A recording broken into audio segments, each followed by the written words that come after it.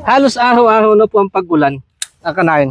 Kaya ito ang mga talbos ko ng alokbate, kung makikita nyo, ang lalago. Napakasarap po nito sa munggo. Pero dahil hindi pa naman Friday, kaya gagawan ko na lang muna sa ibang paraan ng pagluluto.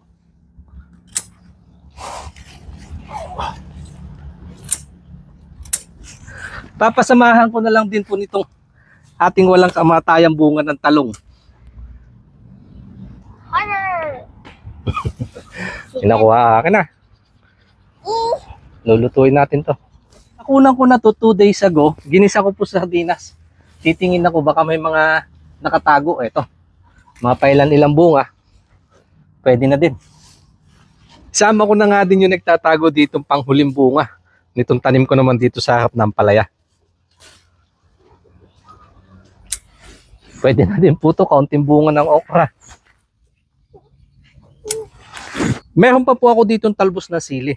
Pero reserve na lang dahil mas masarap yan sa tinola. Kaya dito na lang humuna ako magbabawas sa talbos naman na saluyot. Pandagdag. Saka ito pa. Nakuha ko dun sa tabing kalsada. Dahon ng malunggay. Bubulang lang tayo. Papalatan ko lang po lang bagoong. Tanglad. Luya. Meron po ako ditong kaunti pampalasa na belly ng tanigi. Pinirito ko lang po.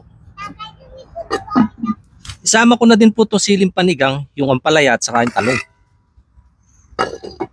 Inihuli ko itong sigarilyas at saka okra dahil gusto ko dyan half cook lang. Kasama na nung saluyot. Panghuli ko lang itong dahon ng alokbate. Saka naman po itong malunggay. Oh, sarap na sabaw niyan.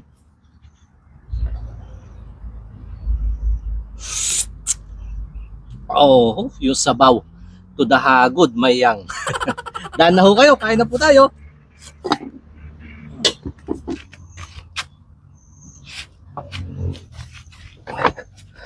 Napakabuti niyo po, Ama, sa isa na naman pagpapalang pinagkaloob niyo sa amin sa napakagandang araw.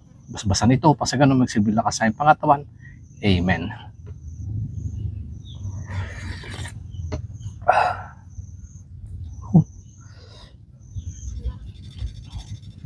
Wala nang masasarap pa sa ganitong luto ng bulang lang.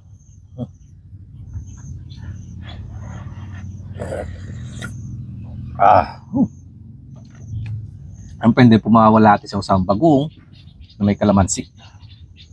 Sili.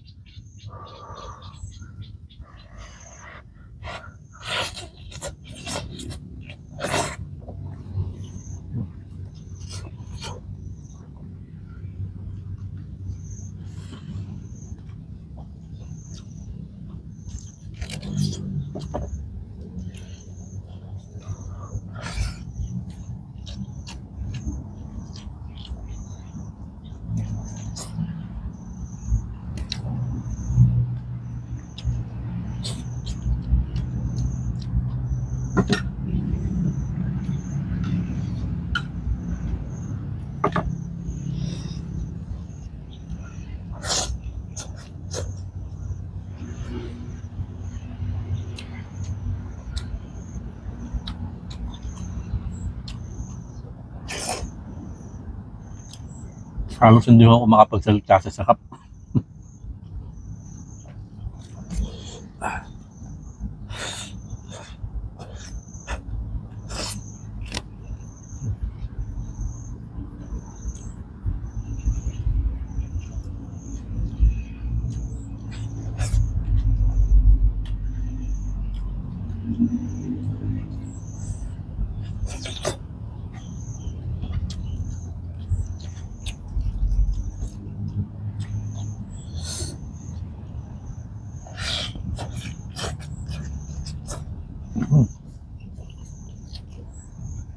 Yung mga okra at saka sigarilyas, sinandok ko na kanina kasi yun naman po yung request nila ng mga bata, yung kasi yung favorite nila, kaya halos wala na. Sabay-sabay ho silang kumain bago namin ihatid si Mrs. kasi may lakad.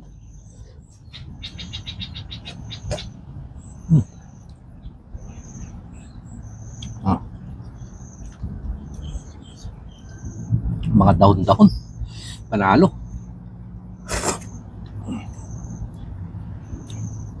Ayun.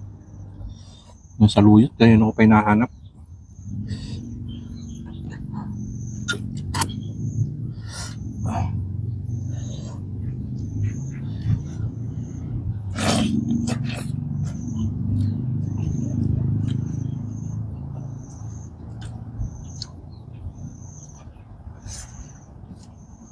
Mainit nga lang po kaya medyo dahan-dahan ako. Papaso naman yung aking bibig. Pahigop-higop muna tayo sa bako. Grabe. Ang sarap ng bagsak sa sikmura. Nakakagaan ng pakiramdam.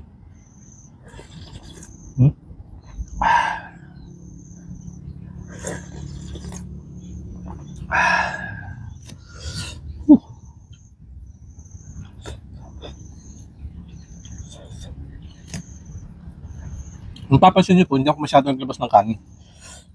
Ang dami nga ng gulay. Magpapapak ako.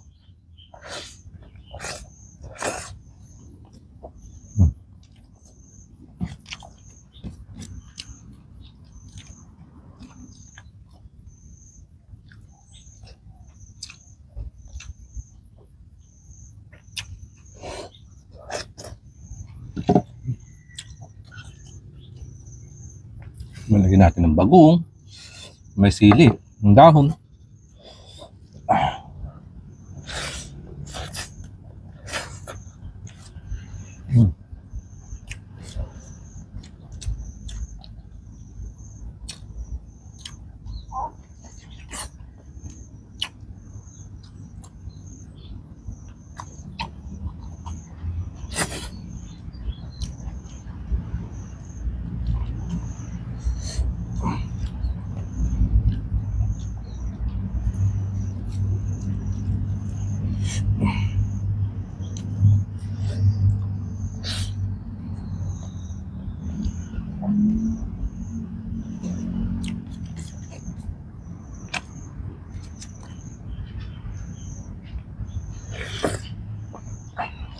Naipakita ko naman na po ang paka ng pagluluto, pag-ulam.